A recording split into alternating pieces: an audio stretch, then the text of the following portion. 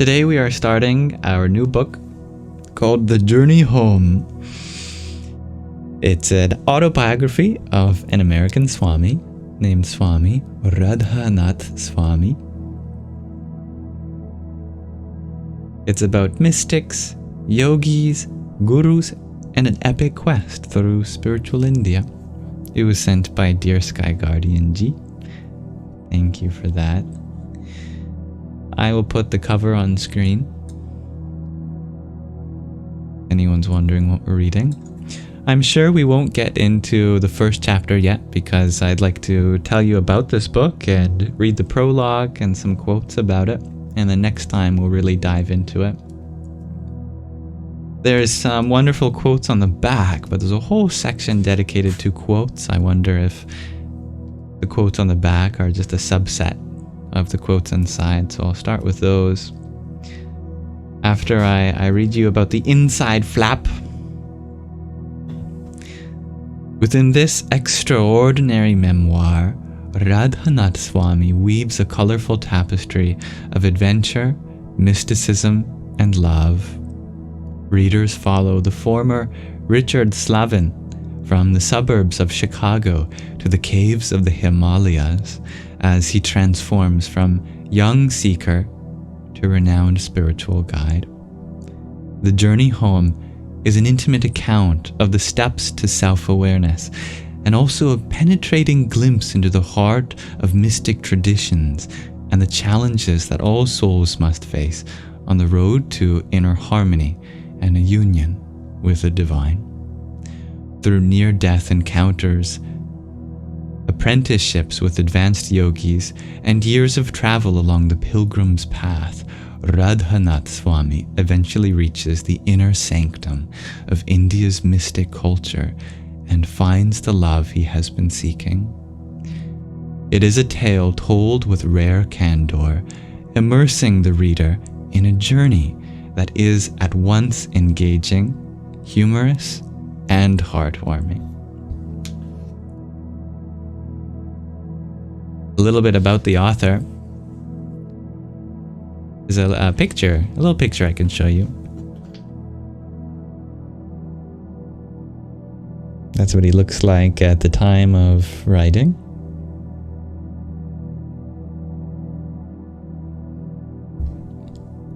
Radhanath Swami was born in Chicago in 1950. In his teens, he set out to wander the world on a spiritual quest where he eventually discovered the yoga path of devotion. He presently travels in Asia, Europe, and America, teaching devotional wisdom, but can often be found within his community in Mumbai. People who know Radhanath Swami speak of his dedication to bringing others closer to the divine. Almost in the same breath, they speak of his lightness, simplicity, and sense of humor. Visitors and friends are inspired by his unassuming nature and natural unwillingness to take credit for the works he inspires, developing communities, massive food distribution to why don't I know this word? Indigent children. That's funny.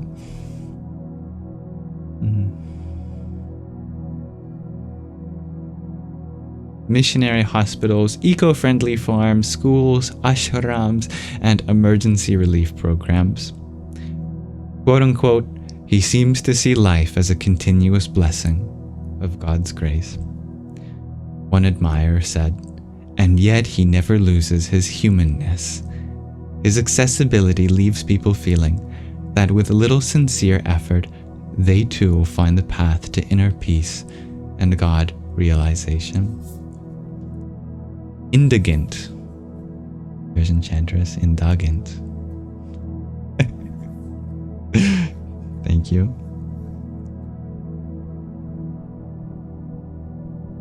Let's read some quotes about this book from people you may know. Indulgent.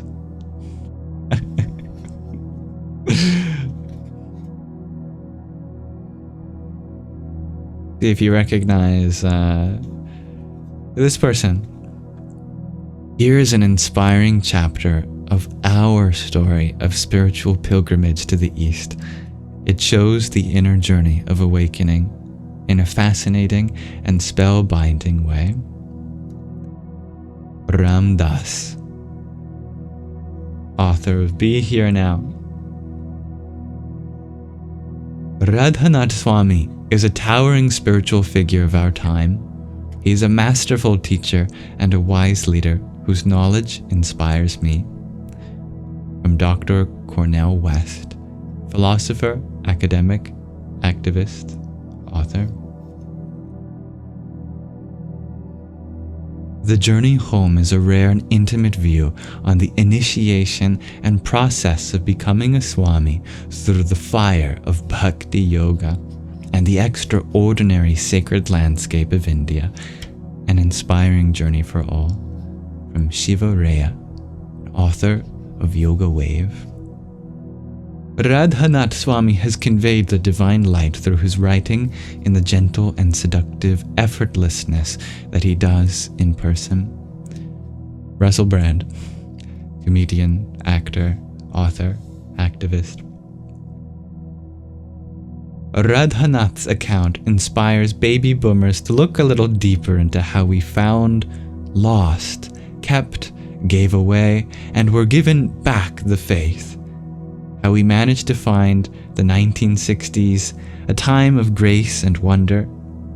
For this invitation, we can all be grateful to Swami Radhanath.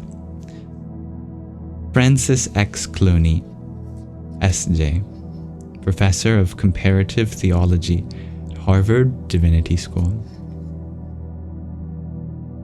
Radhanath Swami's spiritual memoir is a model of modesty and candidness. He tells his story with remarkable honesty, the temptations of the 1970s, his doubts, hopes, and disappointments, the culture shock, and the friendships found and lost. Add a zest of danger, suspense, and surprise, and Radhanath Swami's story is a deep, genuine memoir that reads like a novel. Other readers will be moved by Radhanath Swami's spiritual saga and will find echoes of their own quest in his journey. From Bridget Sion, Assistant Professor of Religious Studies of New York University.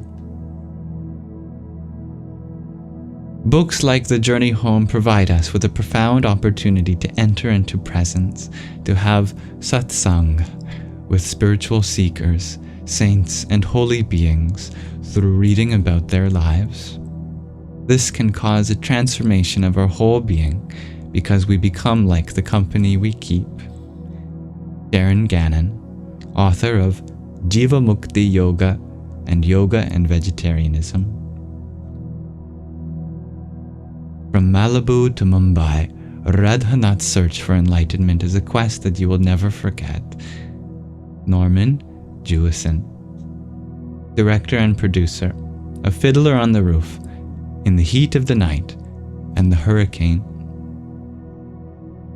A sensitive, comprehensive, intuitive, and inspiring book delving into one's soul and spirituality, his extensive commitment to achieve what he wanted to, how he learned his belief in reliance to God and of hope are all written with utmost affection and in pure honesty by the author. Yash Birla, industrialist. A generational journey to the East by one who found the real goal of all seeking. The Journey Home is one of the most remarkable and intimate portrayals in the life and adventure of an American Swami, providing the reader the opportunity for a similar transformation. David Frawley, author, Yoga, The Greater Tradition, and Yoga and Ayurveda. Radhanath Swami deftly connects the ancient wisdom tradition of Bhakti Yoga, the yoga of love, to our busy modern lives, a very relevant and contemporary message drawn from timeless teachings.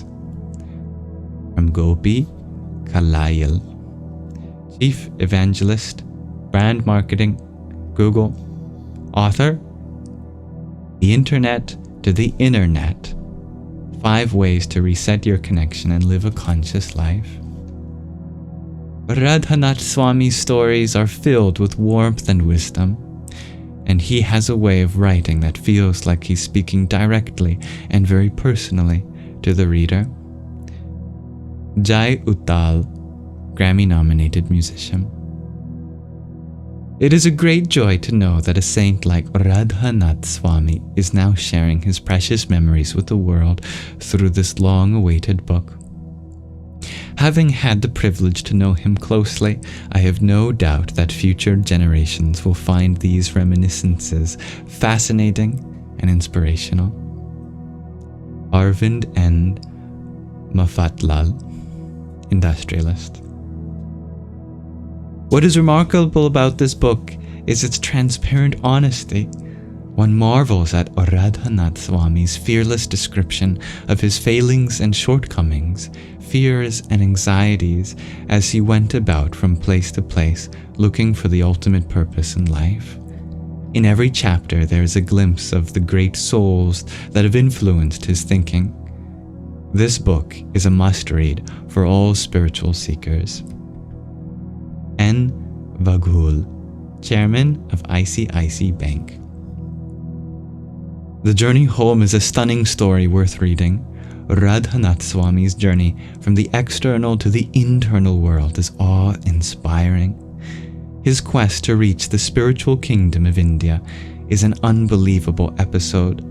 His determination as an ardent seeker of truth is clear, for at last he savored seeing the soul face to face. I respect my friend Radhanath Swami for pursuing a pilgrimage where he experienced unity in diversity, part and parcel of India culture, and met various spiritual leads as he gained knowledge of Adhyatma Vidya, knowledge of the soul. The Journey Home is the story of a seeker who became a seer. May many be inspired to experience what he has experienced. BKS Iyengar, author, Yoga Wisdom and Practice. Radhanath Swami is an incredible example of someone who found his life's purpose early on and has been living a life of passion ever since. Janet Bray Atwood, New York Times best-selling author of The Passion Test and Your Hidden Riches. This tale will reveal the love of God which is dormant within everyone's heart. The reader is given a chance to change their life in the same way as the author. Pejawar Swami, Pontiff of Madhva Samstha. The Journey Home is an incredible account of tremendous determination in the face of seemingly insurmountable obstacles. Radhanath Swami has a gift for observing the smallest detail, and his amazing memory is able to recollect experiences occurring almost 40 years ago. A must-read from Hrishikesh Mafatlal, industrialist. The Journey Home is a spellbinding autobiographical narrative permeated with the devotion and determination of Richard Slavin, aka Radhanath Swami, as he embarks on a courageous journey in search of the ultimate truths of life. It gives endearing glimpses into the kaleidoscope of Indian spirituality, an invaluable guidebook for all who are seeking the path home.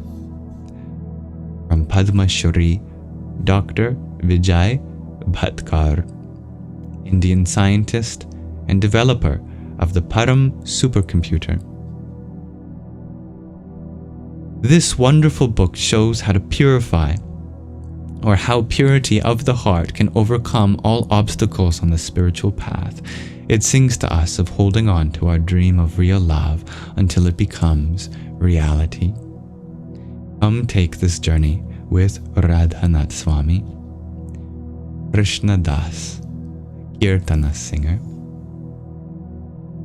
Radhanath Swami's life history is an inspirational roadmap for an ordinary person. His profound vision, intellectual power, strong determination, and extraordinary personality is embedded in each page of the book. Venugopal N. Dhut, Chairman, Videocon Group of Companies. What is particularly remarkable about Radhanath Swami's The Journey Home is the striking detail of his descriptions of his daily existence on the spiritual path. All of this is set forth in an elegantly clear language that completely avoids ambiguity. Charles S. J. White, Ph.D., Professor Emeritus, American University, Washington, D.C.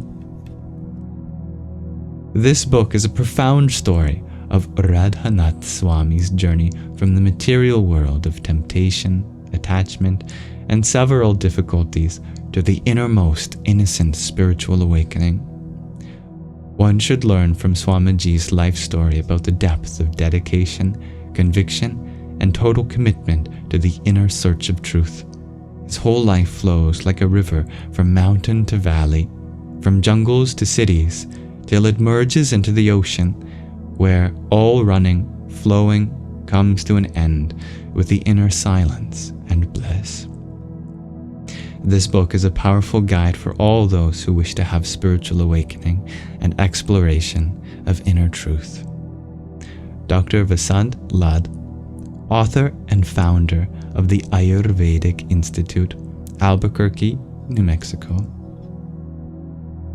Radhanath Swami is such a pure, devoted, and inspirational being that whatever he chooses to share with us becomes a blessing. Deva Premal and Miten, mantra musicians, composers, songs for the Sangha. Last few. I greatly enjoyed The Journey Home. It shows how a man of great spiritual energy can start his adult life as a typical young rock and roller and open his heart, mind, and soul to great adventures and very great learning. The journey of Radhanath Swami is an inspiring and humanly touching one. Throughout this book, the reader never loses the impression that he is one of us. Unlike other holy men, he is not posturing as one step removed. He is teaching us because he remembers how to be one of us. That is why the book is touching, because he himself has remained within close touching distance. We feel it is possible to take this journey. Stephen Chan, Professor of International Relations, London University, School of Oriental and African Studies. Sri Radhanath Maharaja's The Journey Home is like reading a modern-day rendering of stories that we find in exalted spiritual texts such as the Srimad Bhagavatam. Truly, an opportunity to imbibe the accounts of God's lovers is the fruit of our spiritual endeavors. Shyam Das, devotional bhakti yoga practitioner, author and translator of The Path of Grace and more than 20 books on bhakti yoga. The penultimate quote: "The Journey Home is a generational classic. It portrays an American teenager's search for meaning and fulfillment in the turbulent world we live in. He travels across Europe, the Middle East, and into the mystical world of India. It's a tale of adventure, humor, and love. I recommend The Journey Home as a must-read for seekers of all sorts." Saurav Ganguly, former captain of the Indian national cricket team. And finally, have you ever had the experience that when you start reading a book, you get so involved in it, you actually want to slow down because you don't want it to end? Well, this is that book. The freshness of this voice really struck me. Binder, president of the Pacific Northwest Writers Association. The Journey Home, Autobiography of an American Swami. I hope that wet your whistle.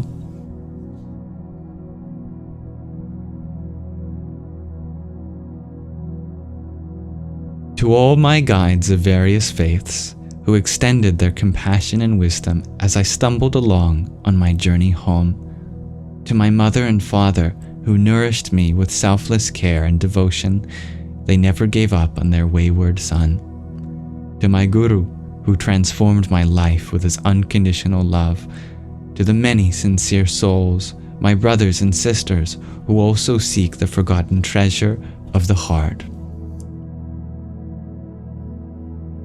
Om Tvai me nanya vishaya matir madhupate sakrit ratim udvahatad adha gange vaugham udhanvati. A verse from the 42nd verse from the 8th chapter of the 1st canto of the Srimad Bhagavatam, spoken by Mother Kunti, which means, "My sweet Lord, as the river Ganga forever flows to the sea without hindrance, let my attraction be constantly drawn to you without being diverted to anything else."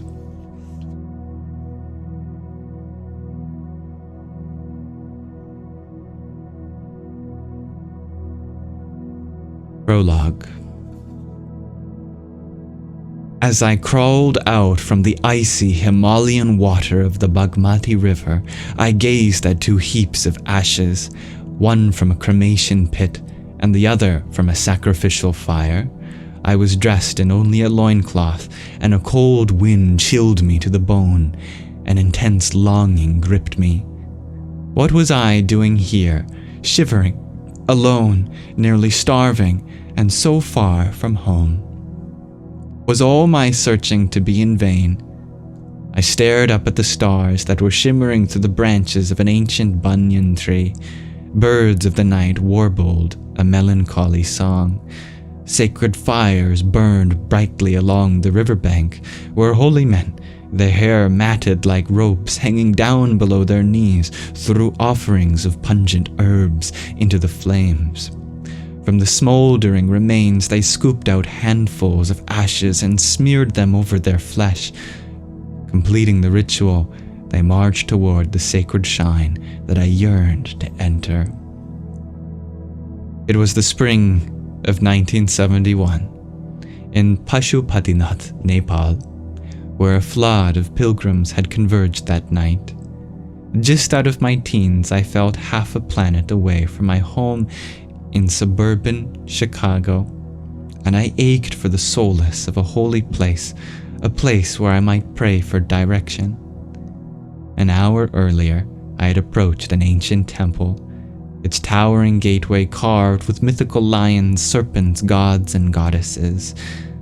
As I climbed the stone steps, thrilled with anticipation, a gatekeeper whipped its club into my chest. I sunk to my knees, gasping for breath, flanked on both sides by police. The gatekeeper blocked my path and shouted, "You are a foreigner. Get out." Their chief, dressed in a turban and military attire, burst forward with burning eyes and smacked his rod across a sign that read, "No foreigners allowed." "Out from here," he roared. "If you try again, you'll be severely beaten and thrown in prison, and I cannot say what the angry mobs will do." He ordered his charges to be vigilant. I had wandered to the bank of the river, crestfallen. My arduous quest for spiritual meaning had led me this far. I couldn't turn back. Now, watching the holy men, an idea sprang into my mind.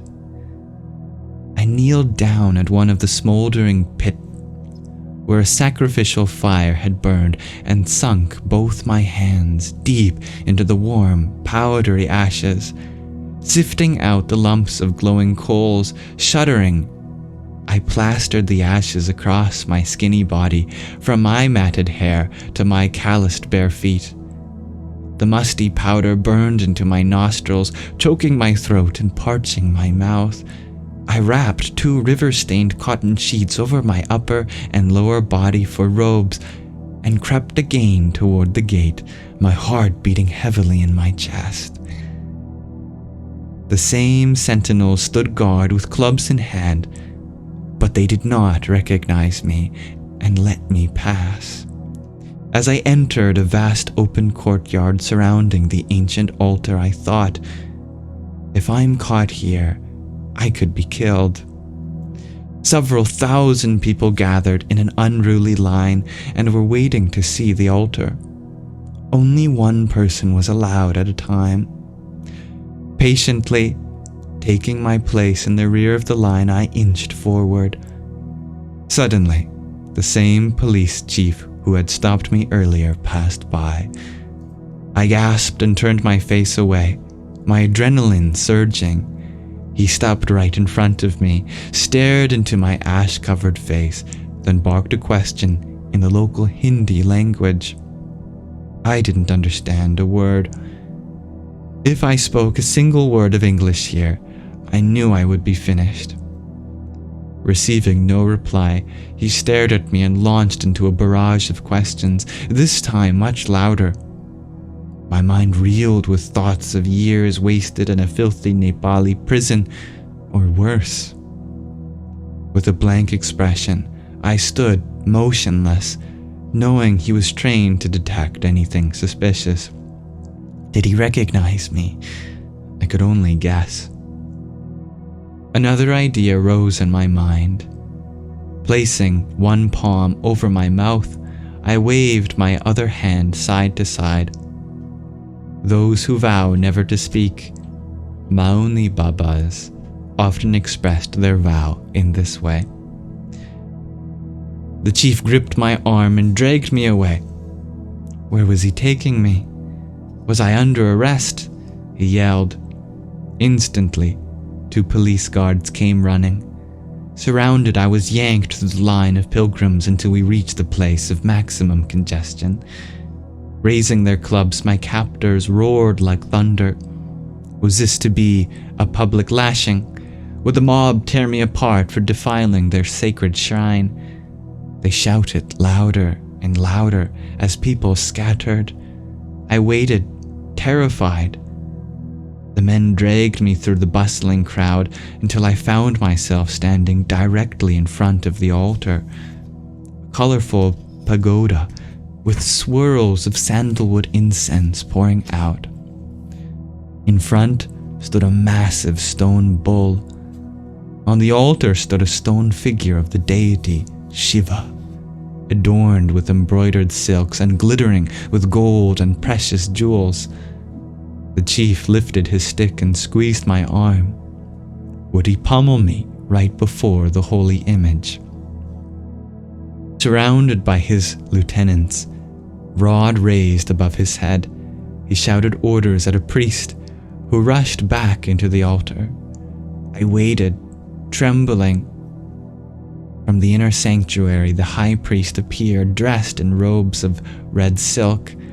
A striking red circle of powder marked his forehead, and he wore a gold necklace and a strand of dried rudraksha seeds around his neck. Not unlike the ones I have here, perhaps.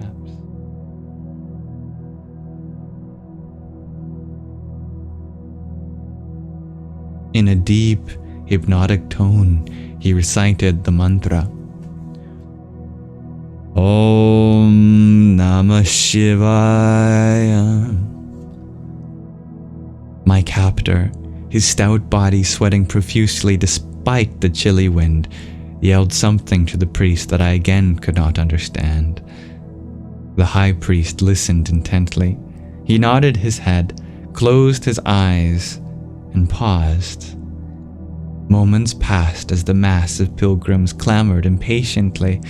Then, straightening his posture, the high priest took a deep breath and began to recite incantations from ancient Sanskrit texts. He stunned me by wrapping a silk turban around my head. Then he draped a shawl over my shoulders, placed several jasmine and night queen garlands around my neck, anointed my forehead with sandalwood paste, and offered me saffron-flavored water to drink. Standing in a daze, I realized that the police were holding the massive crowd back in order to grant me an exclusive opportunity to worship the Lord and be honored by the temple. Bowing low with humility, the police chief then begged with joined palms for my blessings, then departed. Did he not recognize me in my disguise, or was he aware who I was and simply honored my determination? This I will never know. Whatever the reason, I was deeply humbled. I had defied human law and deserved to be beaten. But God is merciful. Standing before the altar, my limbs covered with ashes, my drab ascetic robes and tangled matted hair awkwardly covered with silks and flowers, I squeezed my tearing eyes shut, joined my palms and prayed that I would be shown my true path as I continued my journey. I returned to the riverbank and sat on the cold earth. It was a moonless night. Stars glittered in the dark sky, a breeze filled the forest with a scent of blooming jasmine, and the cooing of an owl emerged out of the silence. Gazing downstream, I wondered where the river of destiny would lead me next. How did I land into a life so foreign to my upbringing, but so familiar to my soul?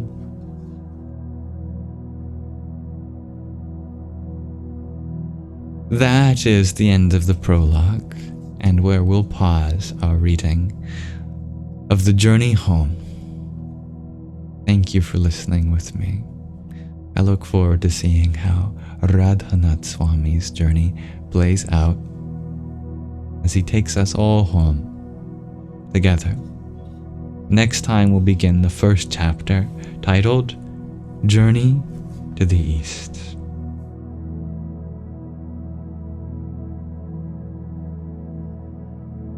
Namaste.